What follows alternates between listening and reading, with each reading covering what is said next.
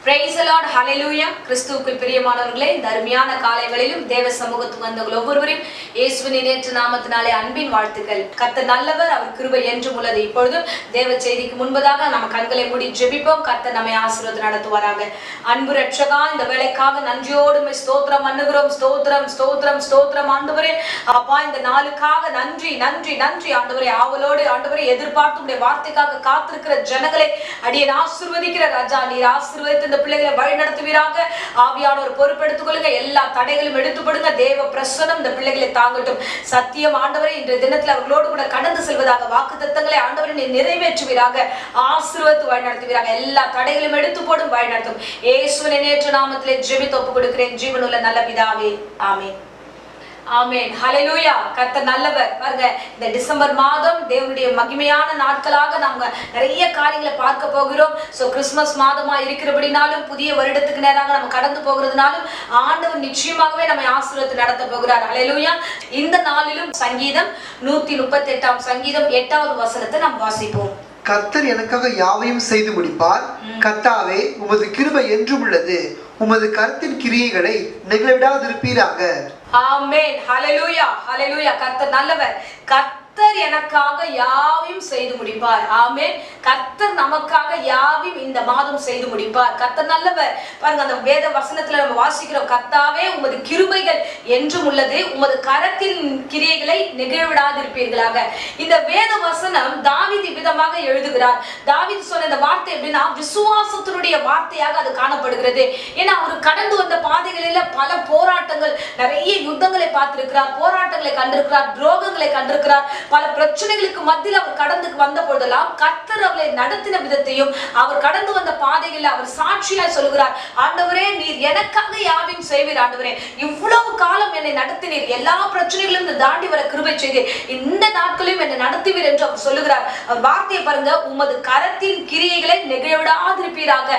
எனக்காக இந்த மாதம் நீர் கடந்து வாங்க ஆண்டவரே, எனக்காக இந்த நாட்களை கடந்து வாங்க ஆண்டவரே, எனக்காக இந்த யுத்தத்தை முடித்து வைங்க ஆண்டவரே, எனக்காக இந்த காரியங்களை செய்யுங்க என்று தாவீது ஒவ்வொரு முறையும் அந்த விசுவாச வார்த்தைகளை இந்த சங்கீதத்துல நிறைய காரியங்களை நம்ம வாசிக்கிறோம். அந்த வார்த்தைகள் பாருங்க, அவர் எவ்வளவு விசுவாசத்தோடு இந்த வார்த்தை சொல்கிறார், கர்த்தர் எனக்காக யாவும் செய்து முடிப்பார். ஆமென். இது ஒரு அருமையான வாக்குத்தத்தமாக நாம் இந்த நாட்கள்ல எடுத்துக்கொள்வோம். இந்த விசுவாசத்தோட கர்த்தர் நமக்காக யாவும் செய்வார். ஆமென். தேவனுடைய வார்த்தை ஒரு நாளும் வீண் போகாது, ஒரு நாளும் வீண் போகாது. வசனத்தின்படி பார்க்கிறோம் பாருங்க, ஆண்டவர் நம்மை துவங்கின அந்த விசுவாசத்துல நம்ம துவங்கி இருக்கிறார். இப்ப தாவீது துவங்கினதுனால அந்த விசுவாசத்துடைய வலிமை பார்த்தீங்கன்னா அவர் இந்த வார்த்தையை சொல்லுகிறார். அவர் அந்த விசுவாசன் பாதையில கடந்து வந்தார். அதுதான் பவுல் விதமாக சொல்லுகிறார். எபிரேயர் 12:1 சொல்லுகிறார், சோ விசுவாசத்தை துவக்கினவரே முடிக்கவும் வல்லவராய் இருக்கிறார். ஆமென். சோ நம்முடைய விசுவாசத்தின் பாதையை கர்த்தர் துவக்கி இருக்கிறார். அவர் உண்மையாகவே அவர் நம்மை நடத்துவார். அந்த முடிவு தேவன் தான் கொடுப்பார். விசேஷமான முடிவுகளை நமக்கு கொடுப்பார். அதுதான் தாவீது சொல்லுகிறார், அவர் எனக்காக செய்வார். இந்த நாட்கள்ல நான் நெருக்கப்படுகிறேன், இந்த நாட்கள் நான் ஒடுக்கப்படுகிறேன், பிரச்சனைகள் அதிகமா இருக்கு, ஆனாலும் இந்த விசுவாசத்தின் பாதையில அவர் தான் என்னை கொண்டு வந்து வைத்தார். அவர் தானே என்னை முடிக்கவும் வல்லவராய் இருக்கிறார். அவர் நடத்துவார். என்னை கொண்டு வந்தது அவர் தான். என்னை இந்த போராட்டத்தின் மத்தியில நடக்க வைத்து மகிமையில கொண்டு போய் சேர்ப்பார். ஆமென், ஹல்லேலூயா. அந்த வார்த்தைகளை கொண்டு பாருங்க, அவ்வளவு ஸ்ட்ராங்கான வார்த்தைகள். அவர் அந்த நம்பிக்கையோடு சொல்லுகிற வார்த்தை, கர்த்தர் எனக்காக செய்வார், கர்த்தர் எனக்காக செய்வார். பாருங்க, தாவீதுடைய வாழ்க்கையில ஒரு சம்பவத்தை நம்ம பார்க்கிறோம். முதல் முறையாக அவர் யுத்தத்தை சந்திக்கிற ஒரு இடமாக இருக்கிறது. 1 சாமுவேல் 17ஆம் அதிகாரத்துல ஒரு சம்பவத்தை பார்க்கிறோம். இஸ்ரவேல் ஜனங்களுக்கு விரோதமாக பெலிஸ்தருடைய காரியங்கள் யுத்தத்துல நிற்கிறார்கள். இஸ்ரவேலுக்கும் பெலிஸ்தருக்கும் பெரிய யுத்தம் உருவாகிறது. பெலிஸ்தர் இடத்துல இருந்து கோலியாத் என்ற ஒரு பெரிய பராக்கிரமசாலி தினந்தோறும் அவன் என்ன பண்ணுகிறார், இஸ்ரவேல் ஜனங்களை பயமுறுத்தி கொண்டிருக்கிறான். வாசிப்போம். 1 சாமுவேல் 17ஆம் அதிகாரம் 8வது வசனத்தை நம்ம வாசிப்போம். அவன் வந்து நின்று இஸ்ரவேல் சேனைகளை பார்த்து சத்தமிட்டு, நீங்கள் யுத்தத்திற்கு அணிவகுத்து நிற்கிறது என்ன? நான் பெலிஸ்தன் அல்லவா? நீங்கள் சவுலின் சேவகர் அல்லவா? உங்களில் ஒருவனை தெரிந்து கொள்ளுங்கள், அவன் என்னிடத்தில் வரட்டும். ஆமென். பாருங்க, அவன் தினந்தோறும் இஸ்ரவேல் ஜனங்களை பார்த்து ஒரு வார்த்தை சொல்லுகிறான், நீங்க இஸ்ரவேலர் அல்லவா? நான் சாதாரண பெலிஸ்தர் தானே, ஏன் முன்னாடி ஏன் நீங்க பயந்து போயிருக்கீங்க, யாராவது ஒருத்தர் வாங்க, ஒருத்தர் வந்து என்ன வீழ்த்திட்டு போயிடுங்க, நாங்க மொத்தமே பெலிஸ்தர் மொத்தமே உங்களுக்கு அடிமையாயிடும். சோ நீங்க என்கிட்ட ஒருத்தர் கூடவா உங்ககிட்ட இல்ல, என்கிட்ட வந்து தைரியமா சண்டை போட உங்க இதுல ஒருத்தர் கூடவா இல்ல, ஒரு ஆள் அனுப்புங்க அப்படின்னு சொல்லிட்டு தினந்தோறும் வந்து அவர்களை வந்து பயமுறுத்தி கொண்டே இருப்பான். அந்த நாட்கள்ல அந்த இஸ்ரவேல் ஜனங்களை நடத்தி கொண்டிருந்தவர் சவுல் ராஜா. அவரும் அமைதியா இருக்கிறார், யுத்தத்தில் இருக்கிற ஜனங்கள் எல்லோரும் அமைதியா இருக்கிறார்கள். அவனை வந்து தினந்தோறும் அந்த மிரட்டுகிற அந்த மிரட்டுதல் ஒரு பயத்தை கொடுக்கிறது. அவன் யுத்தம் பண்ணுவதற்காக ஒருவனை கேட்கிறான், நீ ஒத்தனை அனுப்பு. அப்ப அந்த நாட்கள்ல அந்த யுத்தம் பண்ணுவதற்கு யாரும் ரெடியா இல்ல, தைரியமா போய் அவர் முன்னாடி நிக்க முடியல. ஆனா அந்த இடத்துல சிறுவனாக ஒரு சின்ன பிள்ளையாக தேவ சமூகத்துல விசுவாசம் வீரனாக ஒருத்தன் கடந்து வருகிறார். சோ தாவீது கடந்து வருகிறார், வந்து அந்த காரியத்தை மேற்கொள்ளுகிறார். ஹல்லேலூயா. இஸ்ரவேலின் தேவனுடைய நாமத்தை கொண்டு அவன் வருகிறான். அந்த பெலிஸ்தனுடைய கையில ஈட்டி இருக்கிறது, கேடகம் இருக்கிறது, பலவிதமான காரியத்தோடு அவன் வந்து பயங்கர பராக்கிரமசாலியாக வந்து நிற்கிறான். அவன் வந்து அந்த வார்த்தைகள் எல்லாம் சொல்லிக்கிட்டு இருக்கான். ஹல்லேலூயா. அவன் சொல்லும் போது இந்த பையன் கிட்ட ஒண்ணுமே இல்ல, அவன் சாதாரண பையனாக நிக்கிறான். தேவன் நீ நிந்தித்த இஸ்ரவேல் தேவனுடைய நாமத்தை கொண்டு அவன் முன்னாடி வரண்டா அப்படின்னு சொல்லிட்டு வருகிறான். ஹல்லேலூயா. அன்பு பிள்ளையே, இவ்வளவு நாட்கள் நீங்க எத்தனையோ பிரச்சனைகளை தாண்டி வந்திருக்கலாம்.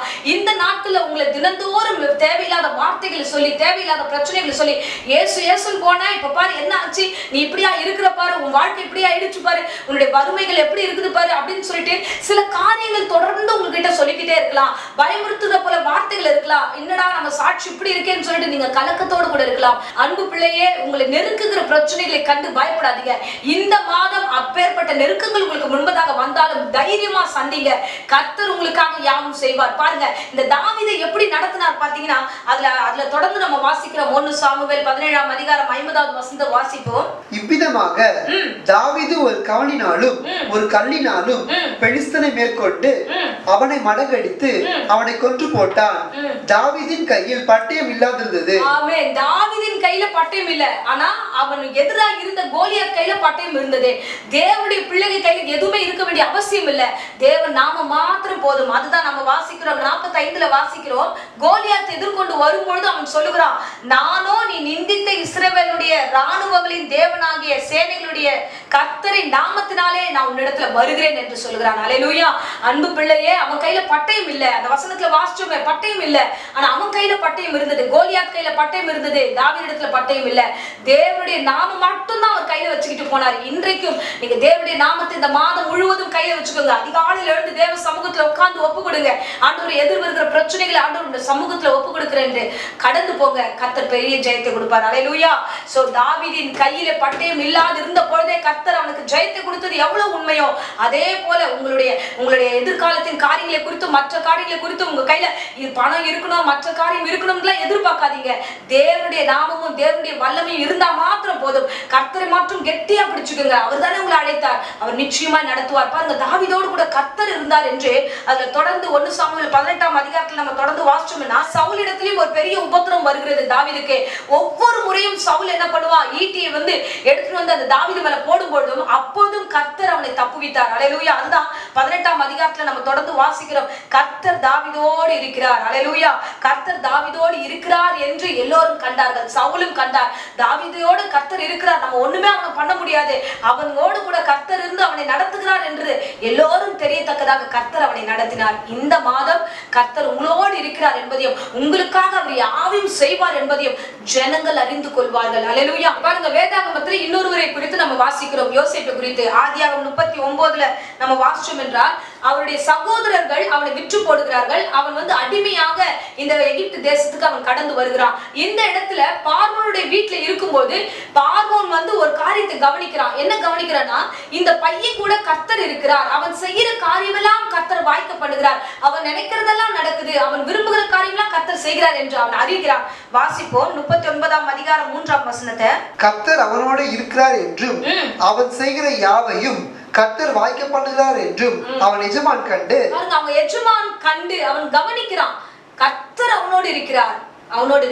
ஆமென். ஹல்லேலூயா. அன்பு பிள்ளையே, இந்த மாதம் கர்த்தர் உங்களோடு இருக்கிறார் என்று இந்த ஊரார் காண்பார்கள், உங்களை சுற்றி இருக்கிறவர்கள் காண்பார்கள். இந்த வருகிற நாட்கள் பண்டிகை நாட்களா இருக்கிறபடினால தேவன் உங்களை நிச்சயமாய் அவர்களுக்கு மத்தியில சாட்சியாய் நடத்துவார். கர்த்தர் மகிமையாய் நடத்துவார். உன்னுடைய கையின் பிரயாசங்களை கர்த்தர் ஆசீர்வதிப்பார். உன் கூட கர்த்தர் இருக்கிறார், உன்னை விருத்தியடைய செய்கிறார் என்று அநேக கண்கள் காணத்தக்கதாய் கர்த்தர் நடத்துவார்.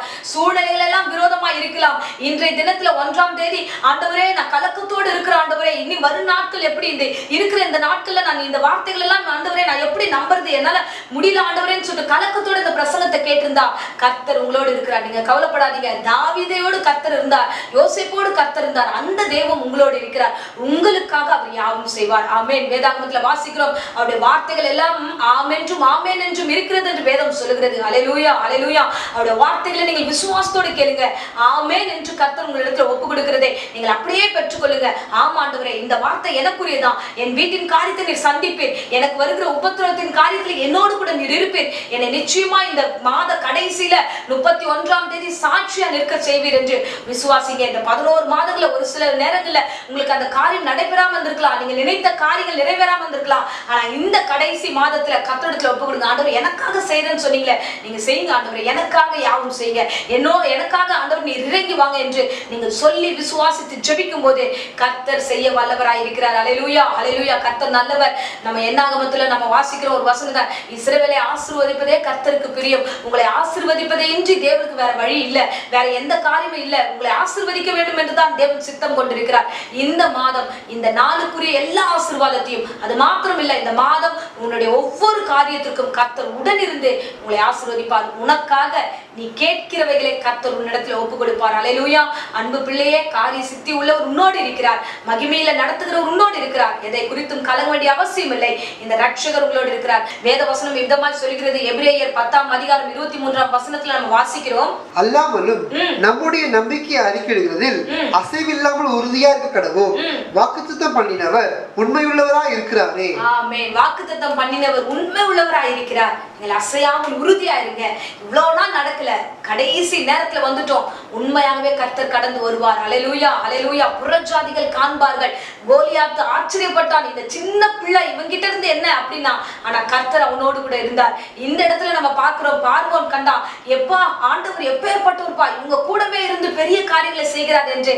இன்றைக்கு நான் சொல்லுகிறேன், இந்த மாதம் உங்களோடு கூட இருக்கிறார் என்பதை உங்கள் சுற்றி இருக்கிற புறஜாதிகள் காண்பார்கள். கர்த்தர் உங்களை கொண்டு நடத்துவார். வாக்கு பண்ணின உண்மை உள்ளவர், கொடுத்த வாக்கை நிறைவேற்றுவார். பெரிய சாட்சிகளா நிற்பீர்கள். ஆமென். இப்பொழுது அடியேன் உங்களுக்காக ஜெபிக்கிறேன். இருந்த இடங்களை கண்களை மூடி ஜெபிப்போம். ஸ்தோத்திரம் ஆண்டவரே.